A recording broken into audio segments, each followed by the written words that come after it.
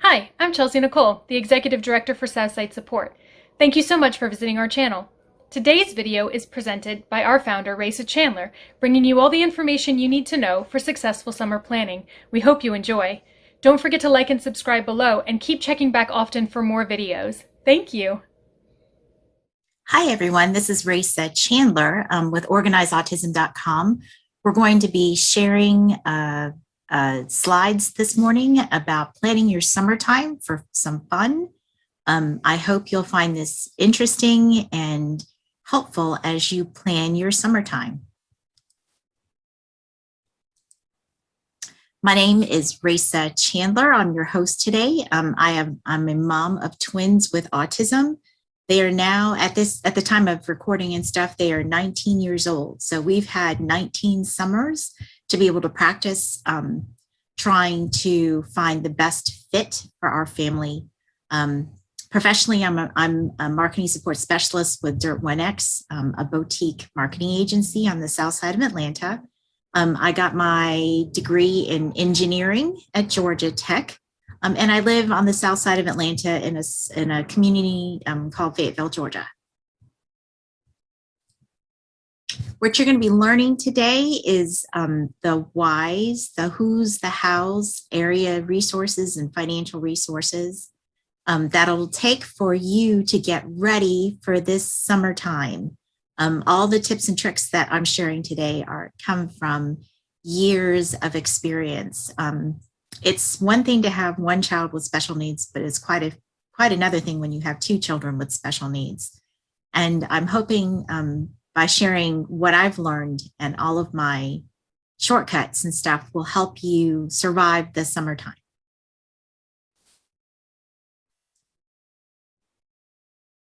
There's a lot of reasons why people need to plan activities over the summertime. For our students and children and young adults with disabilities, it keeps the days consistent and filled, gives them new experiences to be able to help expand their mind. It's developmentally appropriate. Most kids don't like to have a full 10 weeks of nothing to do over the summertime, even though for a lot of kids, both with developmental disabilities and without, they would rather fill it up with games, online games, computer games, or just hanging out in the backyard or in the pool. But for me, my biggest why is because it gives me a break. Being a parent to special needs twins 24/7 is really exhausting. And I need to make sure that we are active in the summertime so that I do not go cuckoo. Here is my why. I have two children. This is when they were much younger. I believe this was when they were 6 or 7. You have to think about your family. How many children do you have that you're trying to plan for? What are their needs? Do they involve toileting or feeding or a specific staff ratio? And what is your budget? It's been my experience that when you're looking for different programs for children with special needs, that this toileting, feeding, and staff ratio are the big game changers. If you're going over, if it's a short program, if it's 2 hours, feeding isn't that important. Toileting, knowing whether or not they're in a diaper or not a diaper and how that's going to get changed, diapers are a big game breaker. If you're in diapers, you're going to be limited to the number and the quality of the kinds of camps that you can be involved in. Same with feeding. If you think about the fact that you're sending in a brown bag or a cooler bag full of materials for your child, do they know how to open up the containers? Do they know how much they're supposed to eat for lunch versus snack? How is that going to happen? Who's going to facilitate that? Is your child smart enough to know what to do? And of course, the staff ratios. If you are used to being in a self-contained classroom where there are 2 parapros and 9 kids, and suddenly you're going into a vacation Bible school scenario where there's 15 kids to 1 teenager who's hosting that particular group, is that teenager going to be able to handle your child? You have to be you have to think about that a lot. if you want to stretch the envelope, if you don't want to stretch the envelope, but that staff ratio is often a game changer as well as to what kinds of activities your child can get involved in and what's not. And again, budget's always a big concern for all of our households, because it doesn't matter how much money you make, how much money you have access to and stuff. It is never enough to feel like you are doing all that you can for your child. So I just want to give you a little bit of hope that it doesn't matter what your budget is. It's don't feel like it's not enough, because it is. It'll be enough for what you have for the summer. And that goes for everything in life. So you take a look at what your child's needs are, and you turn those into the questions that you ask each of the programs that you're seeking information about. So again, you would ask a camp or a program, what is your toileting policy? What is your feeding policy? My child's going to need some help opening containers. Do you have someone to be able to help open the containers? Do you have someone to be able to help tell them not to throw away all the containers at the end of feeding because we use them every day? What are your staff ratios? Is there a way that I can have a dedicated volunteer help my child? And then the other part that really limits the ability for children to be in certain situations is, how do you handle behaviors? And typically that's the tantrums and the self-harm types of activities that kids, especially on the spectrum, get into, or wandering. What happens if your child is out on the playground and they just like to wander away? Typically, playgrounds are not as heavily supervised as indoor activities. So you have to know who's going to handle it and whether or not they're even capable of handling that. Again, it goes back to the staff ratios. How do you support that? And sometimes the staff ratios, you may end up being your child's helper at a specific camp that you really want to do as well. I mean, if it's a fun art camp and stuff, yeah, I'd want to go in there and play with everyone else as well and be my child's helper. Okay. So let's get into the meat of it, the how. What are the camps that are available, or what are those? And they're broken down into three different kinds, or I've broken them down into three different kinds: free programs, paid programs, and overnight programs. And I call these programs because sometimes it's not really a camp. Sometimes it's just a 2-hour program that meets every Tuesday that offers your child some level of socialization or recreation or education. But it gives you that little bit of a break.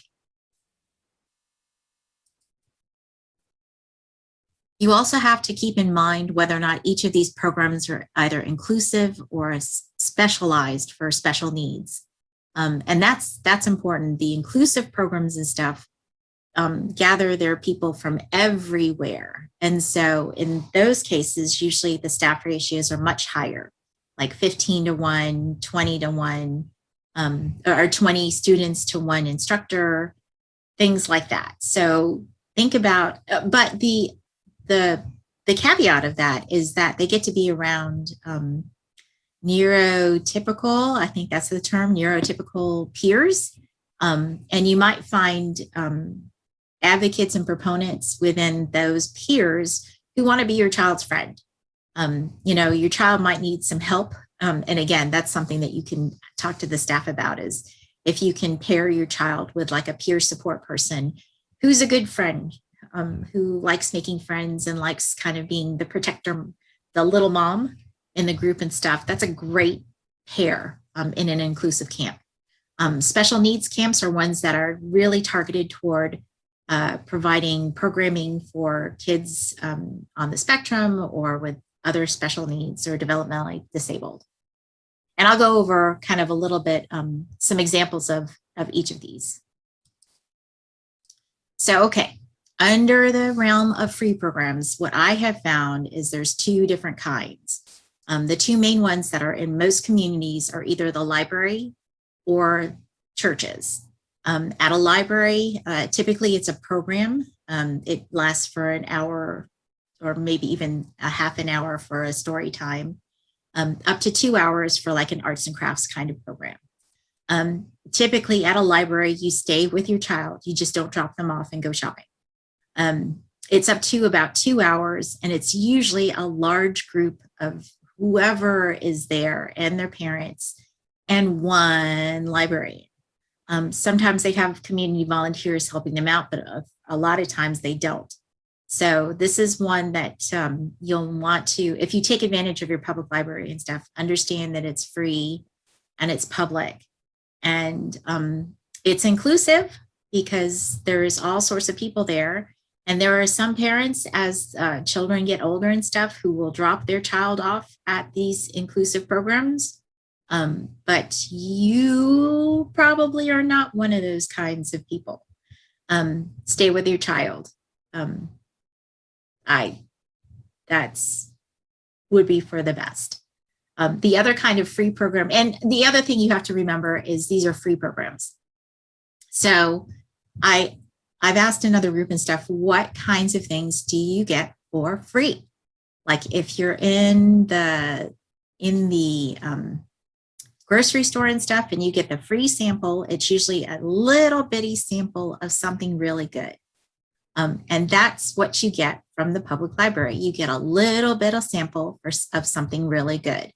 Don't expect the library to, or even a church and stuff, to be able to child all through like a 6 hour or 8 hour workday.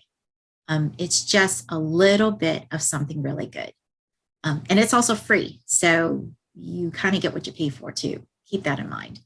Let's talk about churches, vacation Bible schools, and other church programs. Typically, these are a drop-in program. You'll definitely want to talk about your child's specific needs in the toileting, feeding, and behavior department.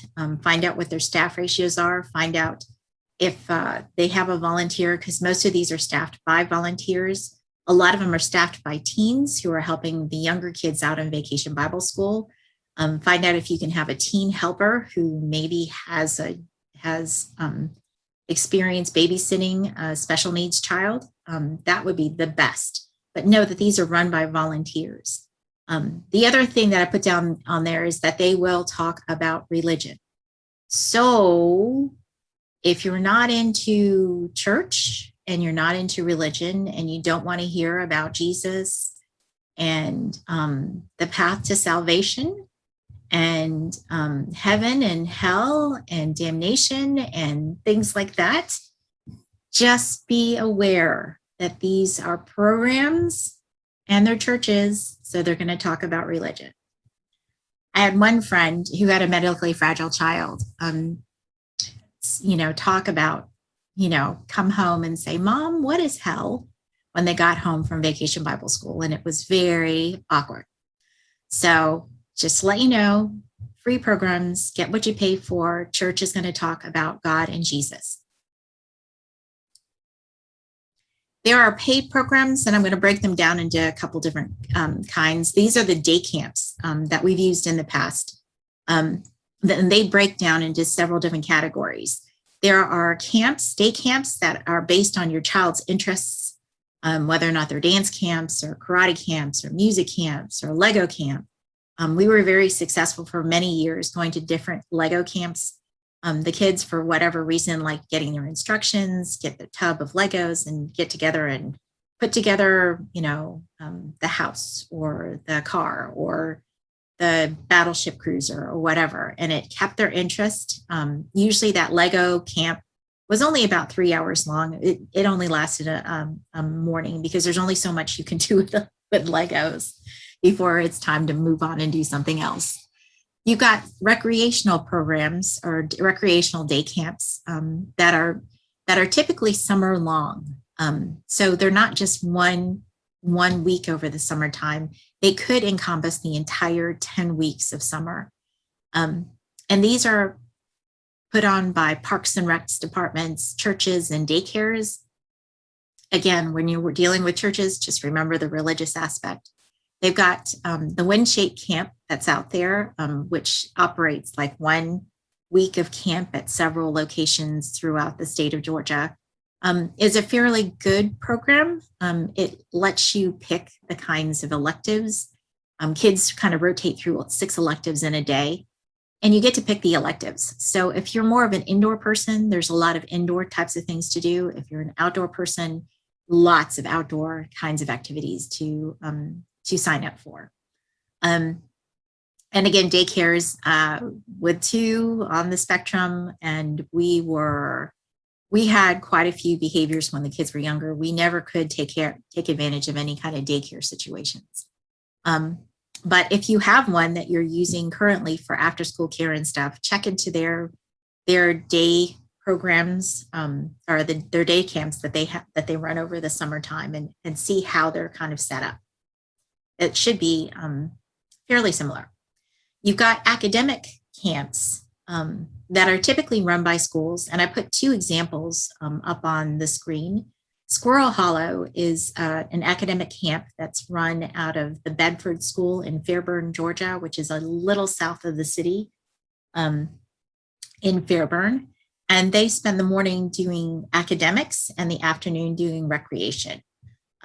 Here in the county that I'm in, Fayette, there's an organization called Fayette Community Schools that's attached to the school system, and it's where all the different teachers put on their 1-week camps. So this is where we found art camp or math camp or STEM camp or reading camp was through our school system. And for us, it was through an organization called Community Schools. Your school system may have specialty camps that are academically based in your area. I know throughout South Metro, Clayton State University has like reading camps that are available. They're very rigorous though. So if you've got an avid reader that wants to increase their reading skills and stuff, that's a great one. But if you've got one that needs a little bit more help understanding reading and stuff, Squirrel Hollow is your best bet. All right, and then you finally have some specialty camps that are out there. Ones like Camp Calvin that has kind of a horse element to it. They have a day camp as well as an overnight camp.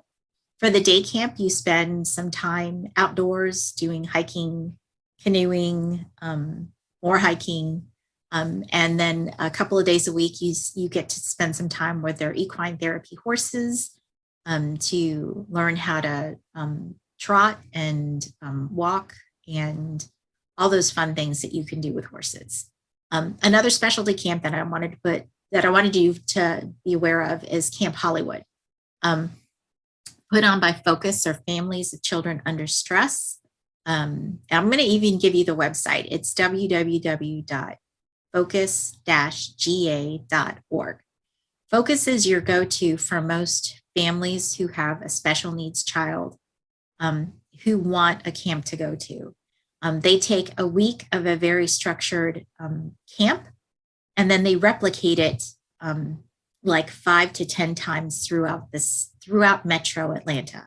I won't say that they go statewide, but they do go through Metro Atlanta. It's the same week of camp. It's just repeated at other locations.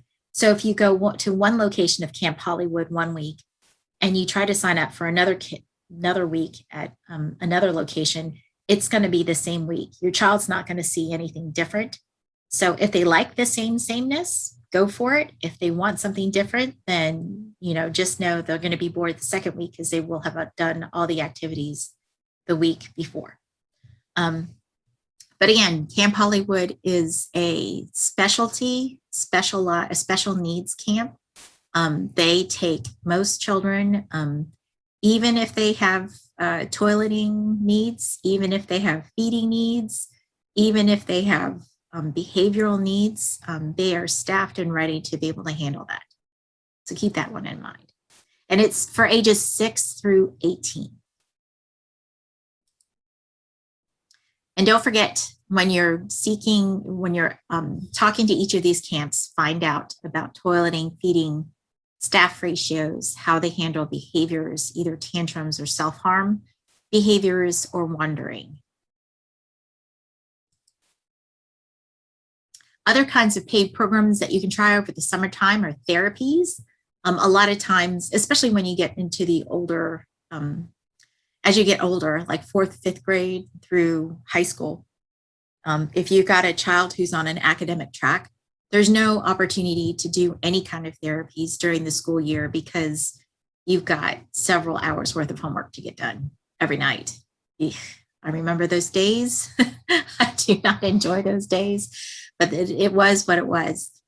So take advantage over the summertime to try to set them up in some specific therapeutic programs. There are ones like ABA for those people who are looking for a behavioral intervention program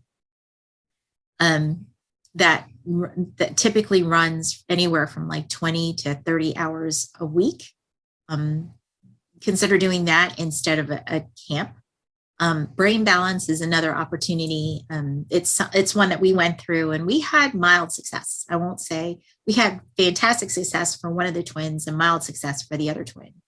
But it's a go 3 days a week for an hour during that day. But there were lots of other interventions that you had to do throughout the daytime. So it took a substantial amount of time. So in the summer of their 5th grade year, that's what we did. We did brain balance. And that's where we saw some really significant gains in my son. Again, load up on speech, occupational therapy, music therapy, aqua therapy, physical therapy, equine therapy, all sorts of therapies, especially if you can get a lot of them paid for through insurance, either through your private insurance or through Medicaid. And that's not like I'm not prepared to go over how to figure out who pays for what when it comes to therapies, because you've got lots of different choices and stuff. But at least if there's a program or if there is a therapy that you want to do when you're calling, just ask them, do you take my insurance? And they might say yes. And it might be a great copay situation where it's economical and your child will reap the benefits of being in a therapeutic environment. All right, I'm going to switch gears and talk a little bit about camps. Overnight camps specifically, and I'm just sticking to Georgia because that's what I know. And to categorize the different kinds of camps, there are regional camps, there are state camps, and there are national camps. Regional and state camps are about the same price. Here in Georgia, I think the last time I priced them out, and again, this is 2021, and I think the last time I priced them out was around 2018. They usually run anywhere between $600 to $800 for the week. But that's kind of the minimum that you need in order to run an overnight camp for a week. The national camps, because they are drawing from the nationwide, are going to usually be like 2 to 3 times the cost of a regional or a state camp because of the programming that they do and because they have a larger draw. So this is how I think of it. I think of regional camps, if you want to use an analogy using amusement. Think of when you think of amusement parks, regionally, state, and national. Your regional amusement park is going to be your local putt-putt golf course. It's regional. It draws from a couple different counties and stuff, and you have a good time, and it's relatively inexpensive. Your state level one is going to be something like your Six Flags of Georgia. Everybody knows how to get to Six Flags. They draw people from all over the state. It's more expensive than your regional putt-putt golf course, but it's got a lot more things to do. When you think about a national amusement park, I think of something like Disney World, where it is 2 to 3 times more expensive than Six Flags. I think it's twice as much as Six Flags for their multi-park pass. It might be 3 times, who knows? Anyways, but it draws people from across the nation and across the world, and it has similar kinds of attractions and stuff, but because they've got that national and international feel to it, they can charge more. So just keep that in mind. Let's look at our overnight camps in Georgia.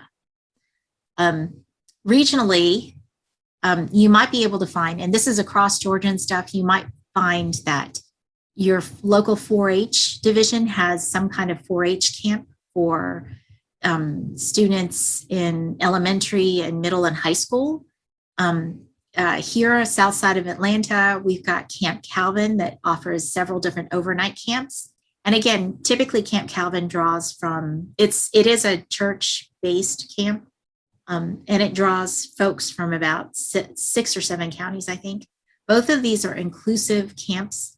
So you'll want to ask your same 3 things, the toileting, feeding, staff ratios, and those behaviors, because you're looking at overnight camps. What happens when your child gets up in the middle of the night to go to the bathroom and then continues wandering away? How are you going to facilitate that? Or just how are you going to facilitate that nighttime routine now, the bathing and the hygiene, or maybe not? So think about that in your inclusive camps when you're dealing with regional and overnight night camps. The state camps that pull from the state, these are the ones that I've not been to any of these, but they come highly rated by a lot of my friends. All of these that I've got listed on this slide are special need camps, which means they are rated to be able to handle some toileting, feeding behaviors. But again, you're going to have to call and talk to they usually have an intake coordinator and stuff to find out whether or not it's a good fit for your child or not. There's Camp Dream, Camp Big Heart, Camp Hawkins. These are all special needs camps. An example of a national camp that pulls from everywhere is here on the South Side. We've got Camp Southern Ground. That was founded by Zach Brown, a country music musician. They are inclusive, but there are some caveats. You have to definitely go through the intake coordinator to find out whether or not it's a good fit for your child. It's an 8-to-1 staff ratio, but as far as I know, again, this is 2021. As far as I know, they only take kids who are ambulatory. So if you have a child in a wheelchair or a walker and stuff, I don't think they're rated to take them yet. But I know that they're always considering new things. And again, like I said, it's national camp, it's Zach Brown.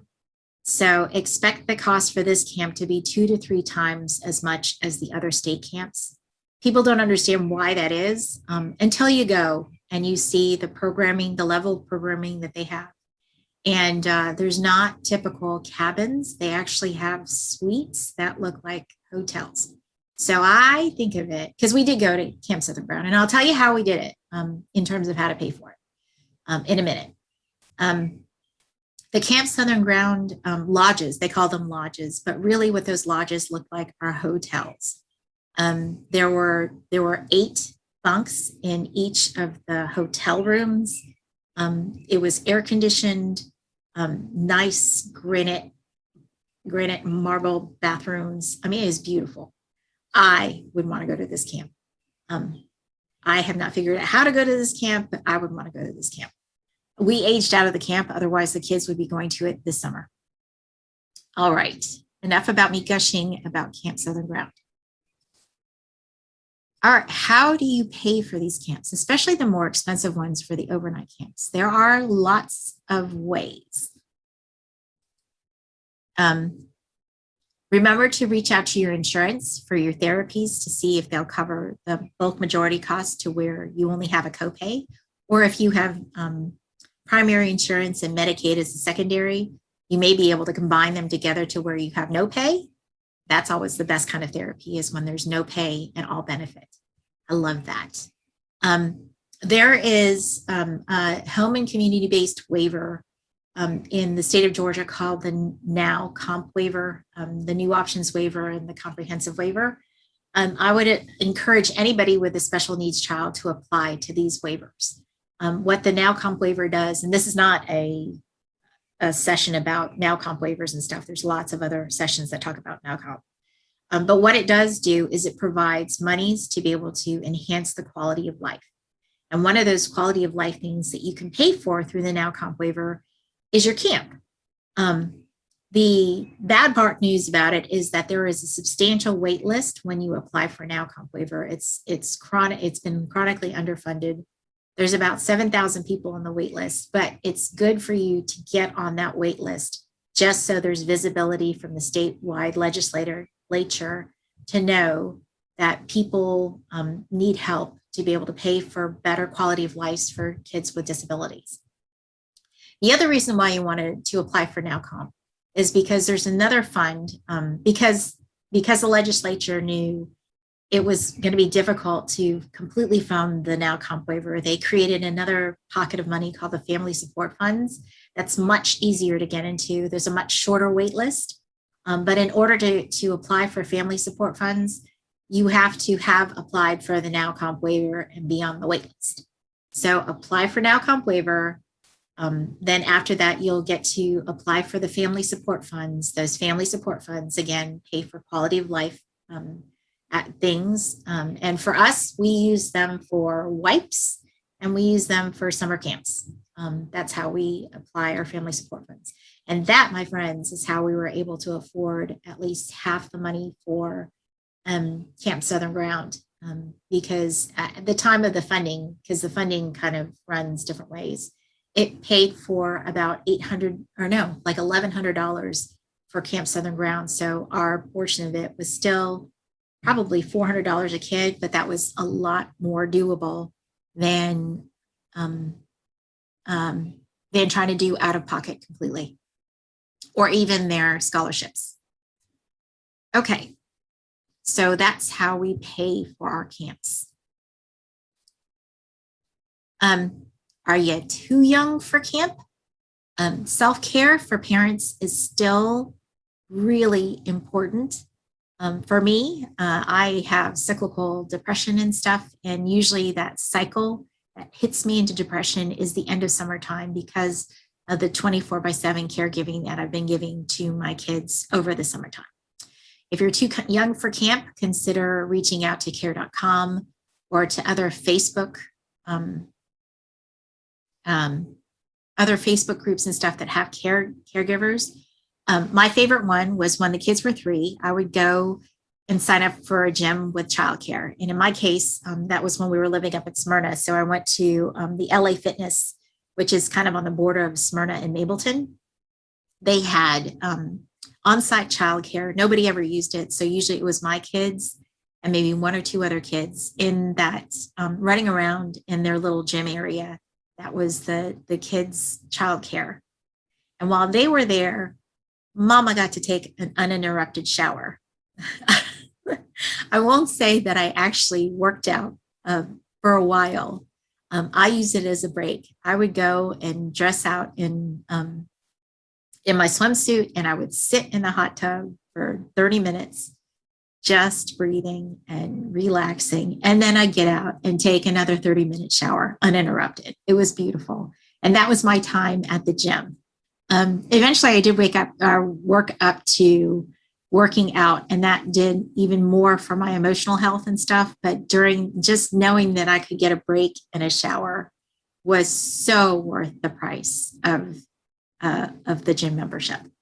So think about that for those of you with younger children. I'm going to go back one. Paying for camps. The other thing they don't talk about is other groups that help you pay for camp. And there is a group that's a nationwide group called the Civitans. And the Civitan organization is really an organization that part of their structure is being a civic organization, but in the heart and in their core is to be able to serve developmentally disabled children. So if you are trying to afford a camp or a program and stuff and you can't quite make the money, I would reach out to your local Civitans organization, explain the situation, and see if they can't help. I know a lot of the Civitan organizations that are close into our area and stuff help fund people to go to their camp, which is actually Camp Big Heart. And that's that overnight camp that we talked about. Okay, I want to move forward again.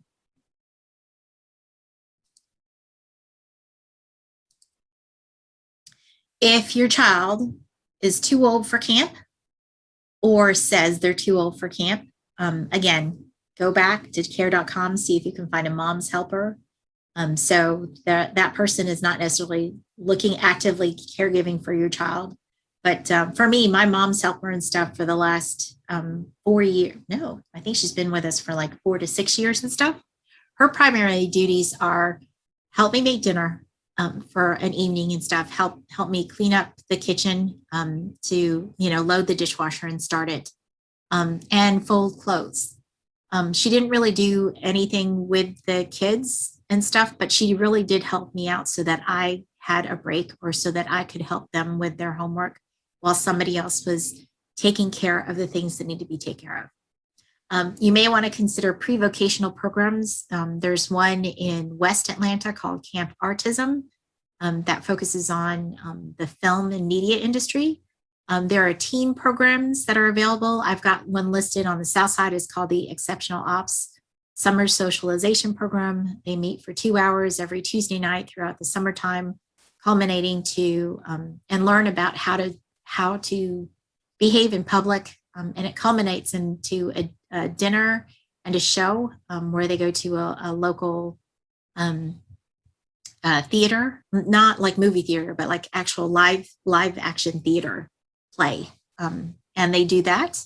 Some of the larger ones that are larger organizations that have ongoing teen and older programs are things like the Emory Autism Center, the Spectrum Autism Group, all about developmental disabilities. Just ask around. You might find, and definitely through your Parks and Rec department. Parks and Rec is a beautiful place for older teens as well as adults who have developmental disabilities to find recreational activity programs to kind of fill up at least part of their day.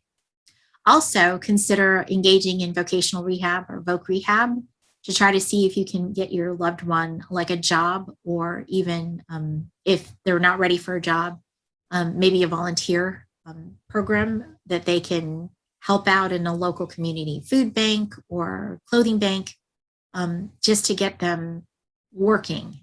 Because I think, and this is my value, I think that if you have hands that can work, you should. Everybody can contribute to society in all sorts of different ways.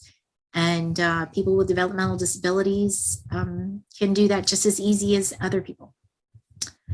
So that is for older kids.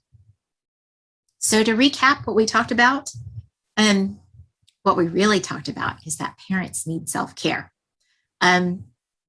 It may take a little bit to try to organize and try to figure out what programs you can plug into each week of the summertime and stuff, but ultimately it's for you as well as your children. Students need programming, parents need self-care. There are lots of different options of how you want to do it.